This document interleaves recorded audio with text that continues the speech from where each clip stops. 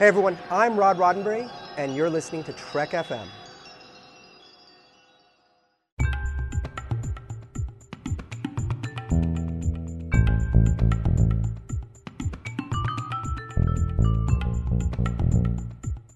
Hello and welcome to Stage 9, Trek FM show about the people who make Star Trek. I'm Mike. I'm John.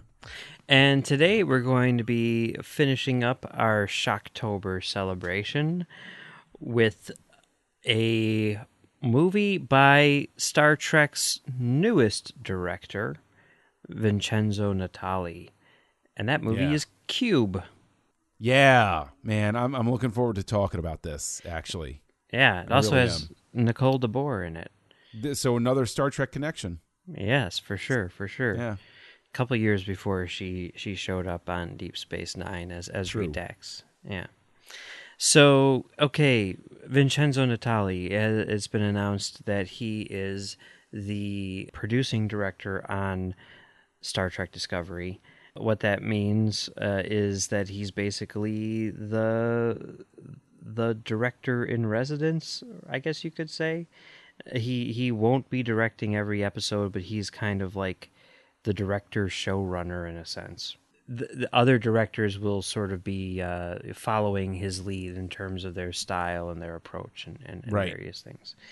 And Natali has directed a lot of stuff over the years. In recent years, he's become a pretty prolific television director. He directed an episode of Luke Cage recently. He's doing the episode of Westworld, which just aired on Sunday. And also Wayward Pines, The Strain, Orphan Black, Hannibal. Hannibal. Yeah. Even Earth Final Conflict, which we talked about back on Commentary Trek Stars. Yes. But in addition to these things, he's also made a number of features such as Splice, which is a horror film from a few years back, which was pretty well received. He did a segment in Paris Je t'aime, an anthology movie, which was very good, by the way. And he's also the director of this movie, which was his very first movie, Cube. For those people who may not be familiar with Cube, would you like to give a synopsis of it? I would love to. Okay, the broadest brush stroke, because I don't want to give anything away, but a bunch of people basically find themselves stranded inside a room that is a box with 6 exits, and they find that each room is basically a different environment. Some rooms are safe, some rooms have traps, and everybody's trying to get out. So, of course, naturally, as they're trying to figure out the safe way to get out, bad things happen, worse things happen, other bad things happen. But along the way, everybody's character comes into focus. It is very much a character piece. It's less about the cube and more about the people in it, naturally. But just how these different personalities play against each other and play off of each other in a survival situation. And it's a pretty intriguing film. It is an interesting film. It's a very interesting film. And one of the things which makes it so interesting is the way that it's done. This is obviously a low-budget movie from a first-time director. I mean, an indie for all practical purposes. And he really utilizes the resources at his disposal in order to tell a much larger story than he has any right to, in a sense. You know what I mean? Yeah. He does that thing that you're looking for science fiction television directors to do. He gets a lot of bang for his buck and makes something which seems like a massive scale by essentially shooting the entire thing in one set, in one room. Yeah, well, I mean, all he needs is 2 rooms. He needs the room that they're in and the room that they're going into, regardless of where that room is. Mm-hmm. And just turn them or the camera or the room around as necessary, and then relight the panels. Because the art direction in it is particularly again, to speak to your point, is great because everything's modular. So if you want to make it look like a different room, you relight it, maybe swap out 2 of the panels, so that panel A is where panel Z was, and it looks like a different room. Yeah. And it's pretty great. And very, very interesting in just sort of what it reminded me of in a sense was, this is sort of a crutch for me to fall back on, but it reminded me in a sense of the first time I ever saw Reservoir Dogs. Yeah. Where this actually pulls off, in a sense, even more so what that impressed me with, where I was like, this could be a stage play. You don't even need the stuff that's set outside the room, or if you do, it's just them standing in different lighting. You could do this on stage. This doesn't even have like the flashbacks to outside of the room or the cube, as it were. Everything is established through dialogue and interaction. There is no cheat. There's no traveling outside to get inside a character's head. There's no traveling outside to tell something about their backstory. It's all about what they say to each other, how they react to what's being said, and then, going from there. Just the way that the characters progress, they don't necessarily go in directions that you expect, right? Like the guy who, at the beginning, you're like, yeah, take charge guy, and then by the end, you have a different impression of him. Like I'm trying very hard not to give anything away, because I really do think that this is something worth seeing. It's an hour and a half, and it's not asking a lot of you to just go and catch it. Yeah, no. That's true, and it is really interesting how he utilizes that space. Like you're saying, it could be a stage play, but I almost think it would be hard to make it a stage play, because a lot of it is, a lot of the movement, or all of the movement, is going from one room to the next. And one of the ways that he's able to make it so much, larger than it really is really through the editing, I mean, and the way that he uses the camera to sort of convey space is interesting, and the way that he's able to sort of cut different angles together in order to sort of use this visual language to make it clear what's going on is and where it's going on is really, really impressive. Well, okay, now see, you as has been well established through the years, you know much more about the technical aspects of things, like camera usage and stuff like that, than I do. Mm-hmm. There are a couple of moments in this where the camera is, in a corner looking up, and it's taking in the whole room, or it's from above and it's taking in the whole room, and everybody's in the shot. And obviously they've had to put the camera, pull it back as far as they can physically to get everybody in. And there's this sort of flat effect that happens as a result. Is that simply an artifact of the type of cameras that they were using, or cameras in general, or is that an artistic decision that a director makes to heighten? Because watching it, my impression was that it was very disorienting. It felt like I got in with the characters of this, how do you get out? I'm trapped in with these people, and I feel how disoriented they are. Or is that just a beneficial side effect of the fact that when you take a camera and you move it to this angle in this square, cube environment, it's going to flatten the image naturally?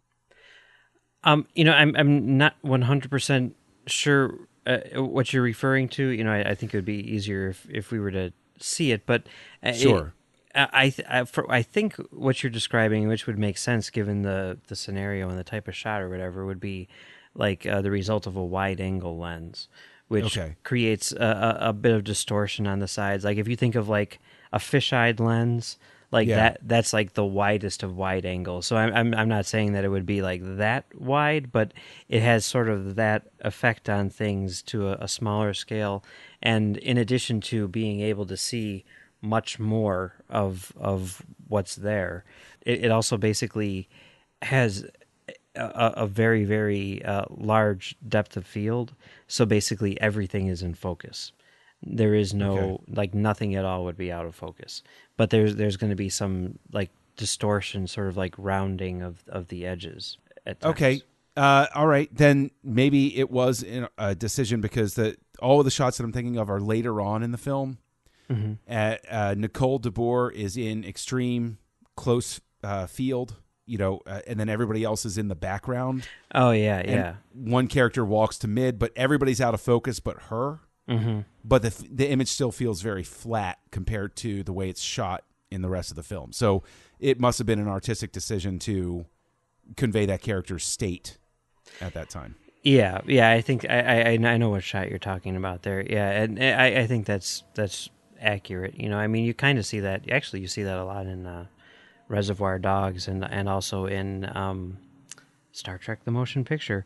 Although in those they use like a split diopter so that the background is in focus as well, which is kind of a cheat of sorts, which I don't particularly like, but whatever. You and I are in agreement on that. I don't care for that cheat myself either. I think that another good thing to call out is Natali, and especially I'm most familiar with his TV work on Hannibal. Mm-hmm. Color saturation apparently was in his DNA from the beginning. Yeah. Right? Like there's some real color saturation going on in these shots, and that you see that carried through in Hannibal, and I'm actually very excited to see what he can do with that with a starship. Like what's the engine room going to be lit like, and those sorts of things. Like I'm trying not to get ahead of myself or get too hopeful, but I would think that since this is a strong visual sense that has carried him through apparently from the very beginning, that we're going to see that come into Discovery. Well, especially when you take into account things that Fuller and others have said about sort of, calling on the past in terms of the look of the show. Like, I would be shocked if the uniforms are not, red, blue, and gold. And, I would be shocked if there weren't a lot of, primary colors built into the color palette of the show or whatever. So I think that you could really expect that in a lot of ways, I'm hoping. And yeah, I mean, using the color here, like lighting the room, basically there's these panels on all of the walls, and, they'll enter one room and it'll be all green, and they'll enter one room and it'll be all blue. I think that's sort of a genius way of going about this, because you're using one set and you're trying to find ways to go from one room to the next, and they all are essentially the same, but to differentiate them by color, I mean, even if the colors don't necessarily mean anything in terms of the story, I mean, maybe they do, maybe they don't, the fact that they made that choice, I think was pretty brilliant, just because it makes the movie more visually interesting. Yes, it is the same set, one scene after the other, but it's different visually just because of the lighting which is used. Yeah. And it's a smart choice. It's a smart, cheap choice that they made. Yeah. It's really cool. I think that the sound design in this is extremely good too. They really give a weight to those doors that makes them feel even heavier than probably the set piece actually was. Like, it's a really good example of how sound editing, or not sound editing, but like sound design makes a real difference in your perception of a scene and your perception of a moment in that scene. Every time they turn that lever, especially at the very beginning, it's so, like, it really does add to the tension of everything. So with the color and the sound design, I mean, this is a guy that I think is really going to find a great deal of comfort on a starship. Yeah, no, I totally agree with you with that sound design, like with those doors, because you can kind of see like the real world seams in a sense, like, the doors, they have a great sort of like double opening thing where like they pop out and then slide down, that kind of thing, which is sort of like a great, futuristic type of way to open a door instead of just having like a hinge. But like at some points in some shots, you can see like the tracks which they use, and the tracks are like, it's like, that looks way flimsier than the sound you have associated with it. But, you totally buy it because of that sound. I mean, it's great. And yeah, as far as, him being suited to a science fiction show. I mean, I think the other thing that we see here, which is really, really great, and probably the most significant thing about this movie in relation to his work on Disco, is the fact that he has a good sense of science fiction. I mean, this is like a high concept sci-fi movie, which he did for, basically no money, I mean, relatively speaking. And, I think lots of times people are scared away from doing sci-fi because how do you do it? How do you do it as an indie filmmaker? And it's very, very rare that someone's able to pull it off. I mean, George Lucas, in a sense, with THX 1138, even though that movie is massive in scale compared to this one. You could look at Primer, the movie by, what's his name, Shane Carruth, where the guys build the time machine in their garage. I don't know that one. Oh, watch that movie. Okay. And then explain to me what happens in it. Okay. No, I mean, they made it for like $6,000 in their garage, but it's a, really, really, really high concept sci-fi movie. But see, doesn't that speak to sci-fi can sometimes be, it's like we're very used to being bludgeoned with, lots of effects. Yeah. And, we got to redo the warp effects and the transporter effects and all of that stuff. But sci-fi, I think, really benefits sometimes from a limited budget where, okay, convince the audience with your acting, but at the same time, forcing a director or a producer or a show crew, whomever, necessity is the mother of invention.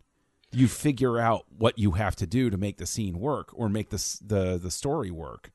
And so I think that, if you give a different director $50 million to make this movie, I guarantee you have a scene where you're climbing around on the outside of a cube at some point. Yeah. Right. Whereas somebody making this movie, especially, a first-time director saying, okay, well, I have $5 million and I can't do everything I want to, so let's figure out how to make this compelling. Yeah, no, that's totally true. And your concept needs to be really solid and sort of figuring out, ways to do things with ideas instead of with, massive visuals or whatever. I mean, that's cool. Even if he is going to have a much larger budget for Star Trek or whatever, he is going to be able to use crazy special effects in order to tell these stories.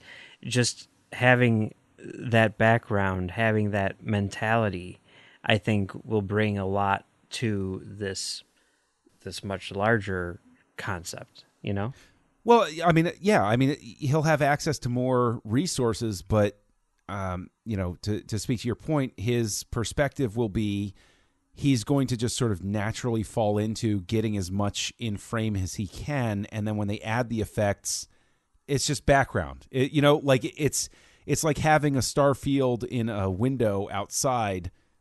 I might need to see that while they're at warp and they're in the captain's room or whatever, but what's going on in the captain's room and how the captain's room is lit and how it's designed, that's what I'm focused on. The rest is just background fluff. Yeah. So okay, he's done a lot of television. I haven't seen most of it. I still haven't watched Luke Cage. I know. I'm sorry.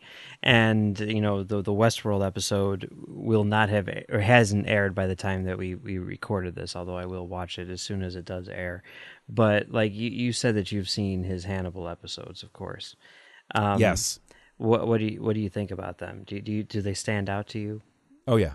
No. I'll give credit to a friend of the show, Adam Drosen, who referred to Natali's work in the first.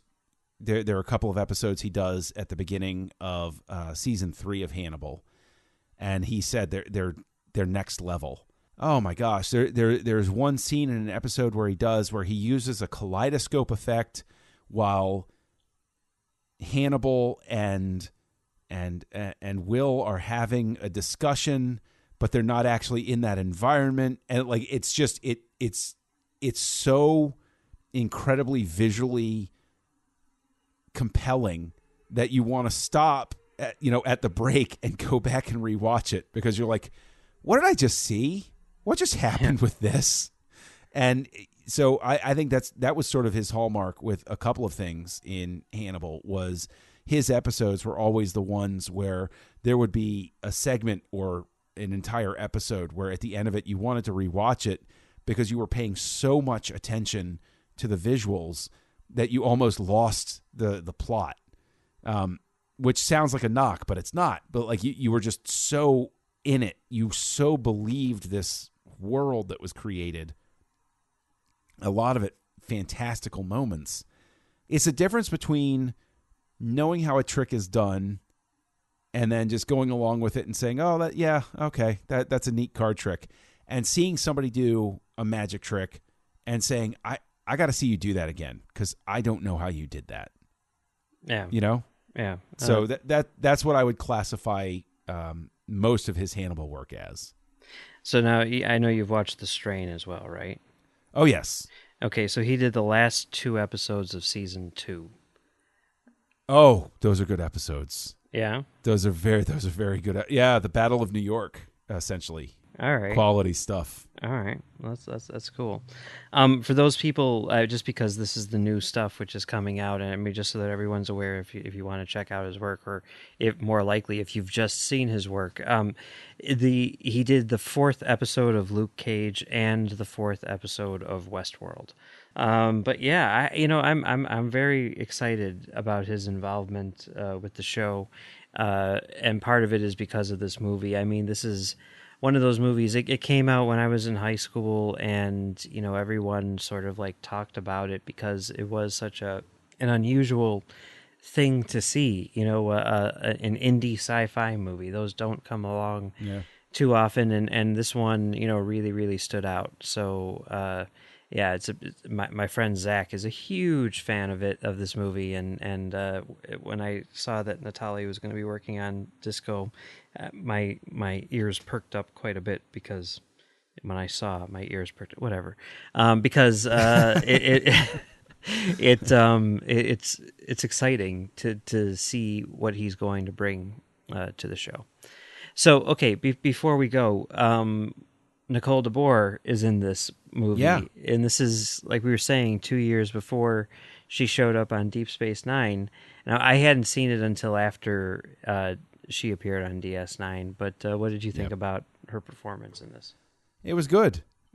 She was distinct from Esri, but if you really, I've seen it more than once, and every actor has a go-to for, certain reactions and stuff like that. And so, it was like, oh yeah, okay, that carried over to Esri, but that's not a knock. That's just being able to, recognize some of an actor's go-to mannerisms.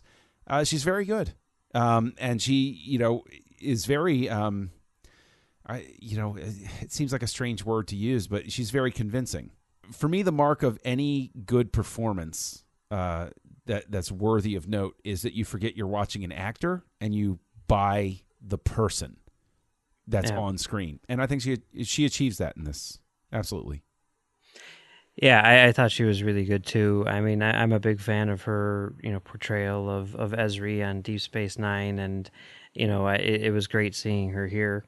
And she really does kind of stand out in this. I mean, not that the other actors are bad by any stretch of the imagination, but I think that she's really fantastic in this movie. So if you've caught the gist, everybody, go and rent. This is on iTunes. I think it's $3 for standard definition and $4 for high def rental. I'm pretty sure, at least when I got it, it was only like $6 to buy. So in HD, iTunes is getting really sneaky about their price points. They're starting to figure it out, man. And because Green Room's only like $9 to own. Yeah, I was and like, so it's right at that price point where you're looking to rent it, and you're like, maybe I do want to own it. I don't know. Yeah, that's what I did with Westworld. I'm like, I'll just spend the extra $2 and buy it. Yeah, but yeah, it's well worth the few dollars that you would spend on it, and it's a really good movie. And I haven't seen Natali's other movie, Splice. I mean, he's done a few other movies, but his other big one is Splice. But if you're looking for something, if you're looking to extend your Shocktober experience, I would probably recommend checking that one out because just the posters and the trailers and everything for that movie scare me so much that I haven't watched it yet, mainly because of that. If I'm thinking of the correct poster, my impression of it was, oh, it looks like somebody did Species, but right.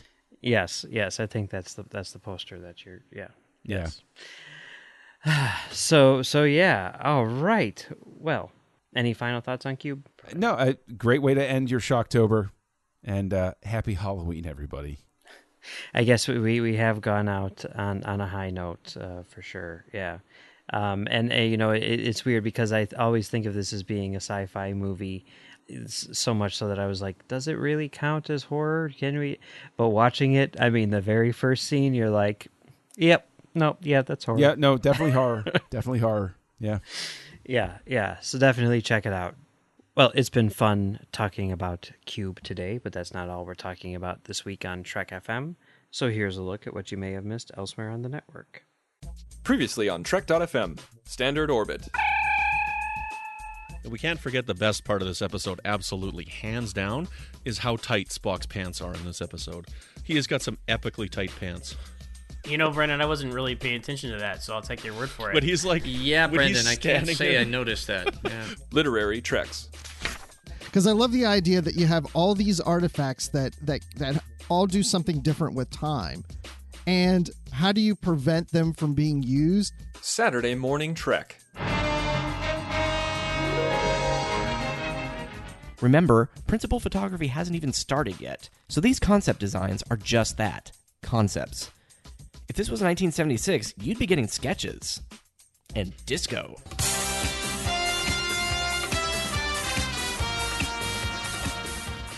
Melodic Treks. Those are totally, like, you could clearly tell that they were going for a Mamas and the Papas kind of vibe with the music that they were doing, right? And that's what else is happening on Trek.fm.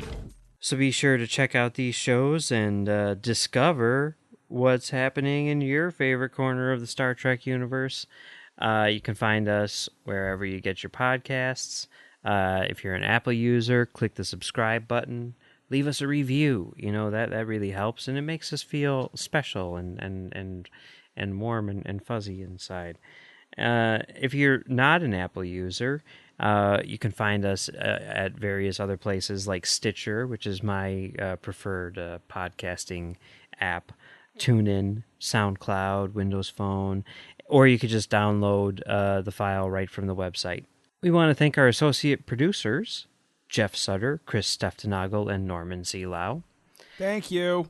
Yeah, we couldn't do it without you. And if you want to be like Chris, Jeff, and Norm, you can help us out by becoming a patron of the network on patreon.com/trekfm. That's patreon.com/trekfm. If you go there, you'll find our current goals and different milestone contribution levels, along with all the great perks we have for you. These perks include early access to content, exclusive content, producer credits, seats on our content development team, and more. We really appreciate any support you can give us and hope you'll join the team. Again, you'll find all the details at patreon.com/trekfm. If you want to contact us, you can find the network on Twitter at TrekFM or on Facebook at facebook.com/TrekFM. Facebook is also where you'll find our listener forum, the Babel Conference. Just type the Babel Conference, that's Babel, into the search field on Facebook, and we'll pop up. John, where can people find you on the internet? Look for Kessel Junkie on your social network of choice. Look for me on Words with Nerds, co-hosted with my pal Craig Sorrell. And look for me on Aggressive Negotiations, a Star Wars podcast over on the Nerd Party Network with Trek FM's own Matthew Rushing. And Mike, where can people discover you? You can discover me right here on Trek FM doing From There to Here, which is our daily rewatch show. Where we look at all 729 episodes of the franchise from beginning to end. And you can also find me on Twitter at Mumbles3K. All right. Well, that was fun doing the Shocktober thing. Yeah. Got Halloween coming up in a few days. Mm-hmm. Hopefully, you guys can we've given you some good recommendations to check out. And I think as a public safety message, a PSA, public service announcement, I want to warn everybody: do not buy the masks that are made by Silver Shamrock. I have it on good authority that they are not safe, and that you should not watch their special commercial that they are going to air on Halloween night. I have it on good authority. Okay. Sounds good. I won't do that then. All right. Well, thanks for joining us, and we'll talk to you next week about something. We're not exactly sure what yet. We'll let you know.